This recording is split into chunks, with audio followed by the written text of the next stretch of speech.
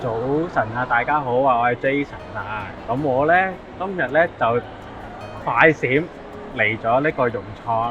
咁我琴日咧就睇到咧好多消息來源都係話咧今日融創琴日融創係冇人嘅喎。而我哋以為黃金周一定會逼爆佢啦，但係冇喎。咁而家咧嚟到咧個門口都的確係唔多人嘅，平時會排隊㗎嘛呢條位。咁咧但係嗱，同時間咧又見得到咧好多消息咧就係見得到係佢哋啲商場逼爆晒，啲景點係逼爆晒嘅。咁而家咧其實都有少少咁嘅情況嘅，行樓上嗰啲地方咧就發覺原來個商場裏邊咧係好多人㗎喎。平時我哋嚟融創滑雪係雪場裏邊逼爆咗，但係出嚟食飯係冇人㗎嘛。咁但係而家咧係出邊食飯嗰度咧，我見到上面啲餐廳係排晒隊㗎喎。咁非常之有趣嘅現象啦！嗱，而家出邊就真係好多人嘅，你睇一睇呢啲平時條電梯邊有人搭嘅啫？咁我哋而家就我哋食飯先，咁啊食完個飯咧就換衫入去睇下入邊係咪真係傳說中一樣冇乜人啦。好啦，入到嚟啦，咁啊終於知道咧究竟入邊多唔多人啦？嗱，而家睇呢度攞裝備咧。其實就真係冇乜人嘅，我覺得係唔算多人嘅。咁我今日咧就有個臂章啦，因為咧我終於要接受咧我第一日嘅上嘅堂啦。我咁耐以嚟咧都係全部自己玩啦，係未上過正式嘅堂嘅。咁咧當然咧會出現咗好多一啲奇怪嘅姿勢啦。咁有好多有心嘅人咧係有幫我拍片 feedback 俾我。好苦惱咁樣去改，咁改完一啲問題又做到啲新嘅問題喎，咁最後我都驚啦，因為我咧真係膽粗粗報咗個卡時啦，所以咧我而家就要揾個教練咧去幫我手咧睇一睇，我可唔可以增加我卡時嘅合格率啊？純粹係咁樣嘅啫。咁咧我信唔信得嘅㗎？OK，冇問題。係啦， Hello 我就揾咗史榮 Sir 嚟教我哋，教我啦，係啦，咁樣樣。咁我今日咧佢就會教我卡時裏邊會考嘅嘢，當係一個模擬課，亦都會幫我執一啲有機會肥佬嘅 riding 嘅姿勢嘅，所以我而家非常之期待。咁我就唔講咁多，上陣堂之後再講一講個感受啦。好啦，而家我哋嚟到教學嘅部分。頭先我已經係示範咗俾位學員聽，我哋點樣去做一個熱身運動嘅。咁而家由佢去嘗試呢個 warm up 示範啦嚇。好，我哋大家大家好啊，我係 Jason 啊，歡迎嚟到 Jason 嘅課堂啊嚇。咁咧，今日我哋嚟到呢度啦，咁大家啱啱入嚟都有啲凍啊嘛，咁我哋不如熱下身先啦，咁樣樣熱身嘅好處咧就係可以減低我哋運動嘅傷害啦，咁好啲嘅。咁我哋首先由頭開始啦，咁我哋慢慢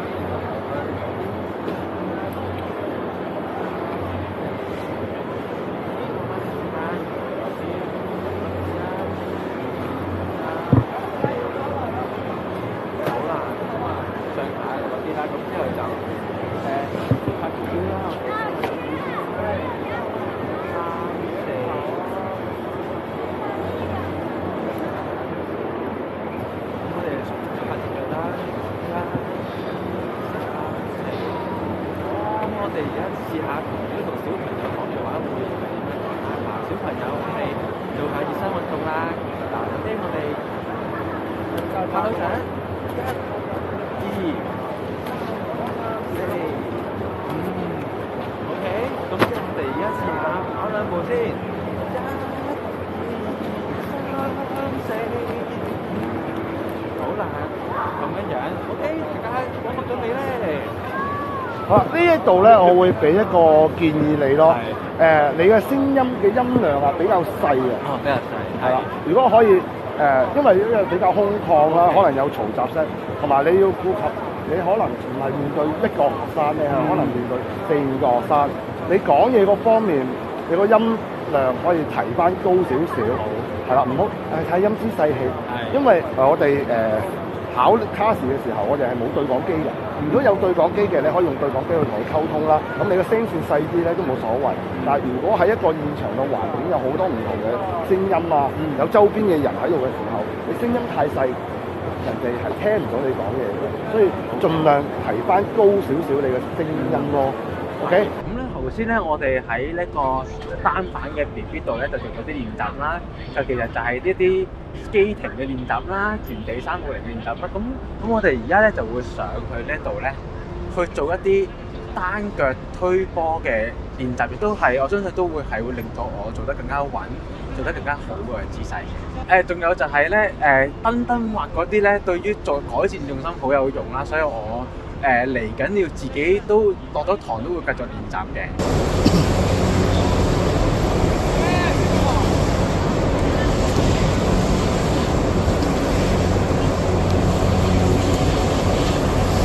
而家佢就係利用緊個 guiding turn 去做一個改善嘅滑行。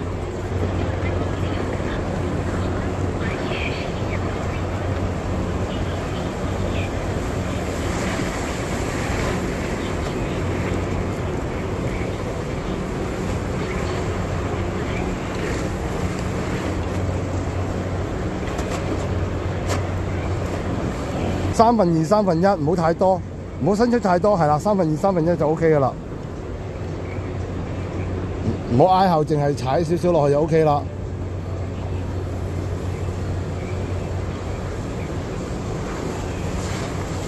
點解會發生咁嘅情況出現呢？因為你個體重唔係喺個前腳嗰度，你係喺中間，而你除咗個前腳喐之外，後腳都有跟住喐，所以變成咪推波咯。所以話咧係用前腳去主導個動作啊嘛，望住玩頭，擺個重量，唔好蹬隻後腳，唔使蹬隻後腳嘅，係啦，純粹係淨係踩前腳嘅腳踭，後腳唔使喐。見唔見到係咪旋轉落去啦？已經用前腳嘅引導啊嘛。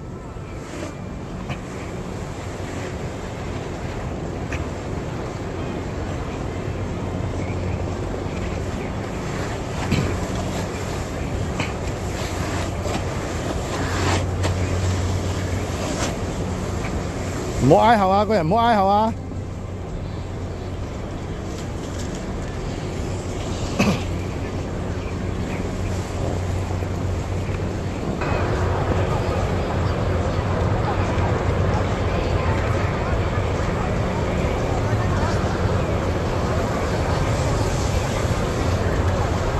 正常之前錯嗰個彎腰望住我，係啦，望住我係啦，做啊，係啦。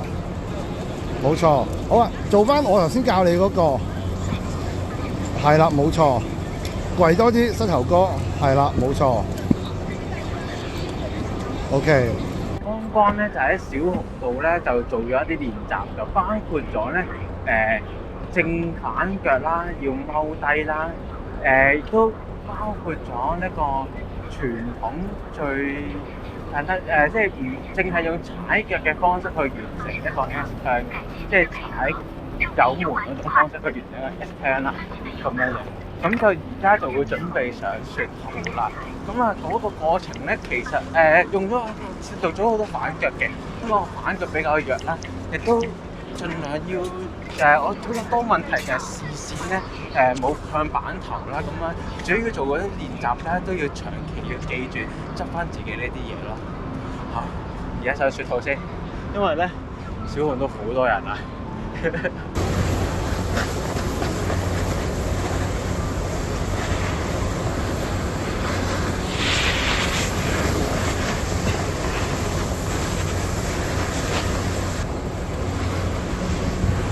兩咗肩啊，又摸係啦，摸就係踩腳趾就 OK 啦，唔好仰肩。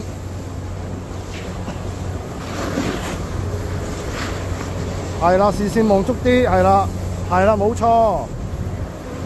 你可以嘗試下做下一個 pop 咯，冇所謂啊，嘗試下咯，輕力唔使太高嘅。係啦，慢慢做下，係啦。跳起就得啦，係啦，唔需要收腳嘅，就咁輕力跳起就得㗎啦。其實係啦，冇錯，係啦，放鬆啲，係啦，冇錯。OK。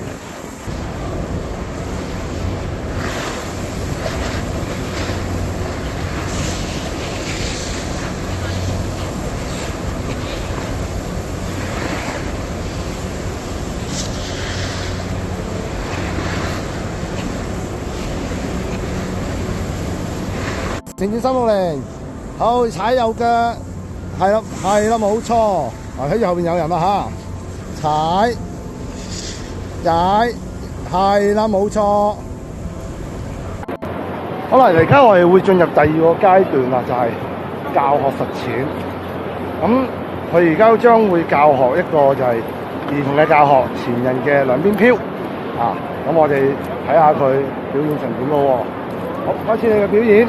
各位小朋友，我哋咧之前就講咧呢個拜拜食學生啦，咁我哋今次咧就玩個新遊戲啦。咁咧有冇聽過龜兔賽跑啊？咁我哋陣間咧就會同龜咧同埋白兔咧玩遊戲啦。咁我哋咧陣間咧，我哋講白兔嘅時候，大家就要去就啲咁樣樣。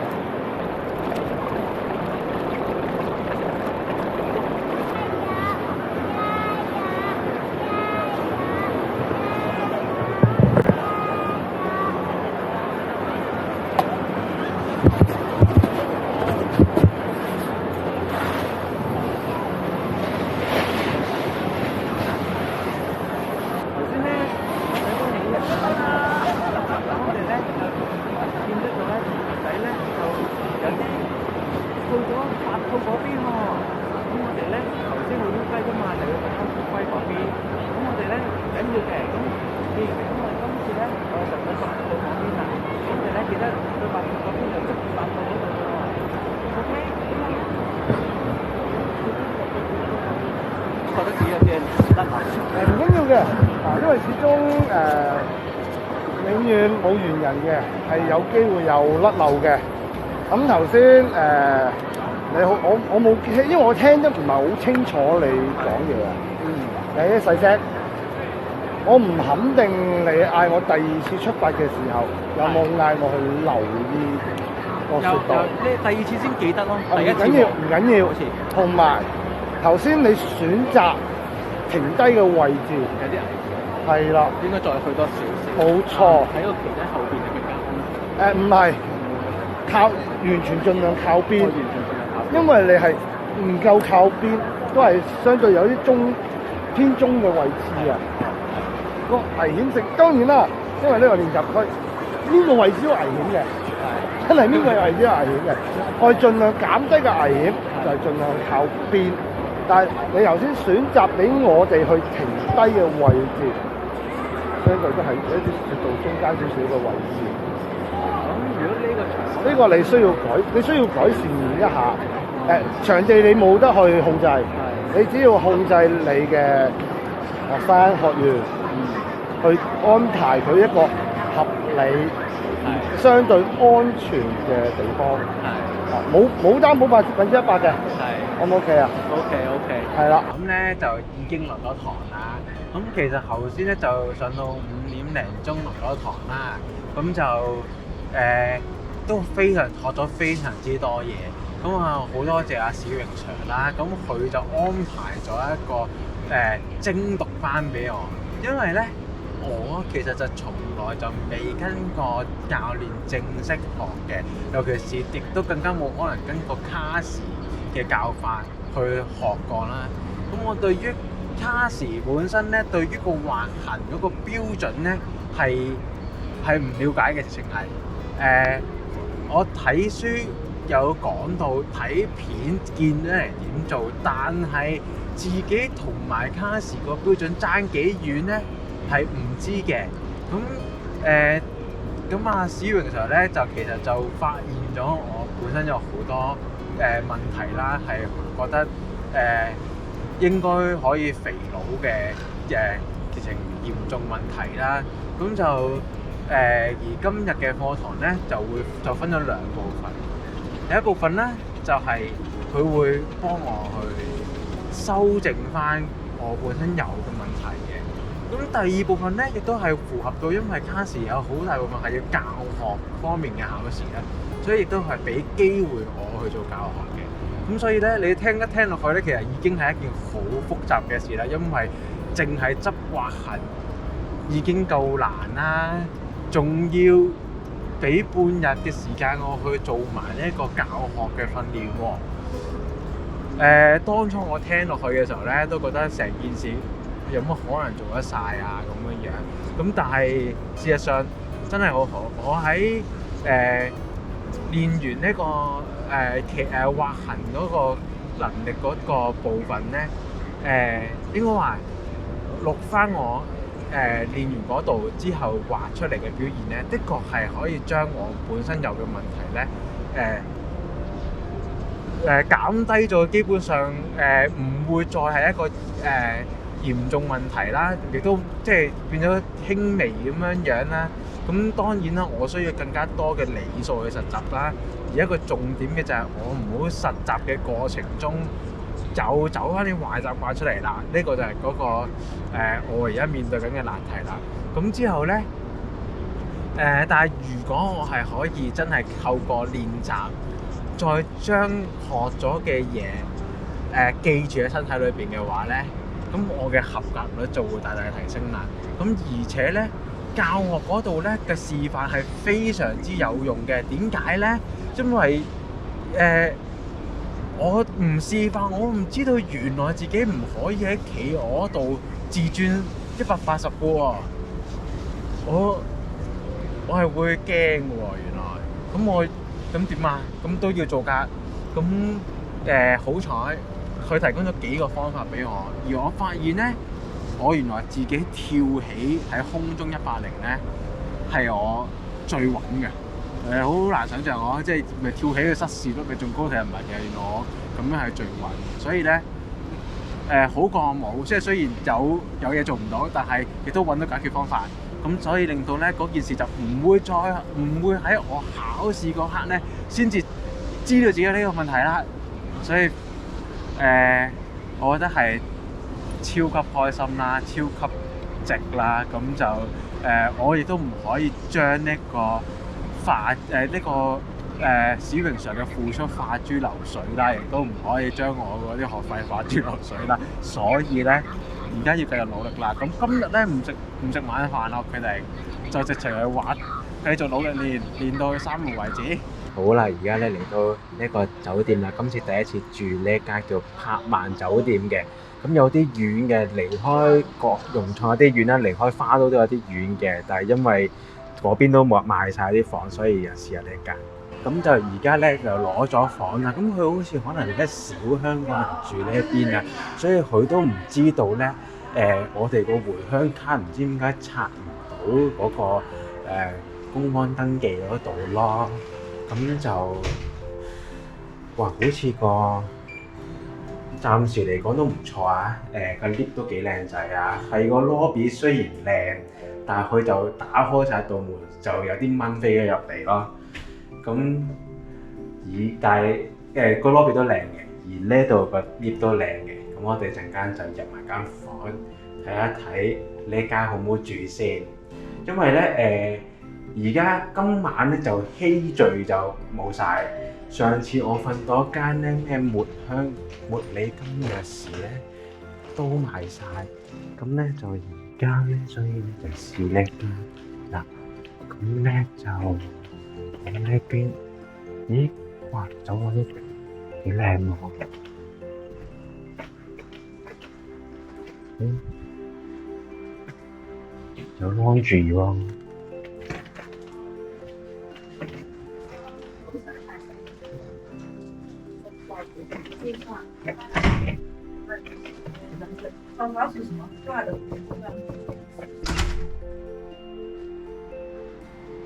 哇，掂喎！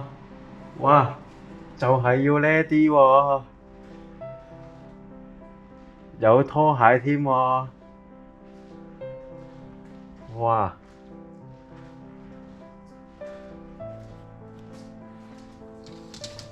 望出去就冇乜特別嘅，望嘢實住路口。哇！不得了啊！哇！終於喺融創附近揾到又平又好住嘅地方啦！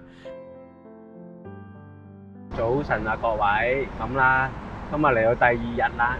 其實附近都係啲民居啦，冇嗰啲夜市嗰啲嘢食，亦都見唔到有早餐店嘅，都係一啲即係服務其他服務啦，唔係飲食嗰啲啦。咁所以咧，我就今朝早咧係嗌咗呢個美團早餐嘅。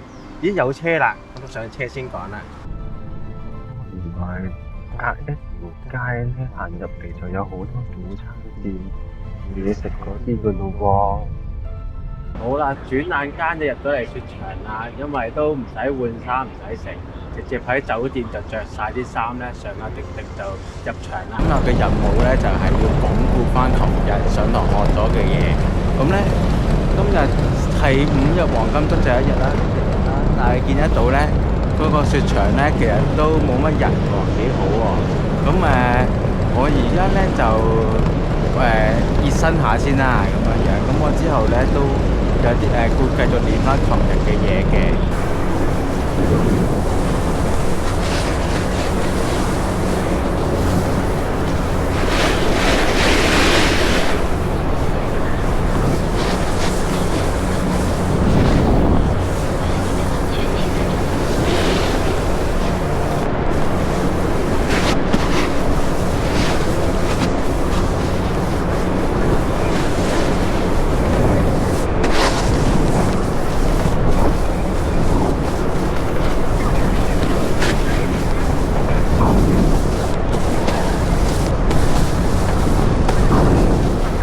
終於嚟到尾聲啦！而家時間咧就5:08啦。咁我係7點鐘有永東巴嘅，所以咧代表而家呢一轉咧就係我最後一轉啦。因為呢個今日係5一黃金周，大陸5一黃金周嘅最後一日假期啦。咁好多人都可能要翻鄉下或者深圳啲人自己都會翻屋企噶嘛。咁好可能會好塞車。咁要做到最壞嘅打算啦。咁最好去定廁所先至上車啦。所以我都預多咗少少時間啦。咁就今次咧就比較少拍一啲滑行嘅影片俾大家，主要而家係因為我喺度做緊啲好重複嘅動作，亦都我喺度努力咁糾正緊自己嗰個站姿嗰個平衡，咁所以咧就唔方便攞住隻 cam 啦，因為攞住隻 cam 嗰陣時就多咗啲嘢喺手上面嘅，就記錯咗嗰個平衡感咧就唔係咁好。咁其實我咧係不斷咁做新手轉嘅反腳啫，咁但係咧已經可以而家練下攞到嗰個平衡感企得更加穩之後咧，而家連反腳都可以做到 carving 喎，哇！我覺得都算做係一個表現到我真係好似真係有改進到嘢，所以先至令到個 carving 出咗嚟咯。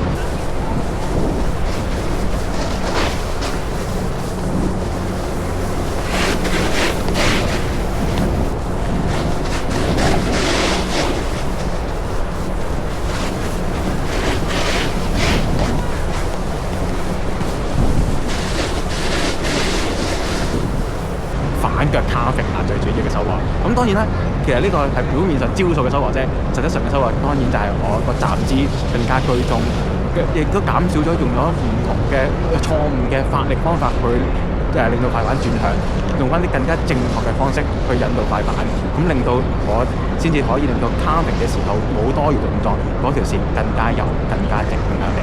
係啦，咁好啦。如果塞車我再影俾大家睇啦，如果唔係咁就直接翻香港㗎啦，拜拜。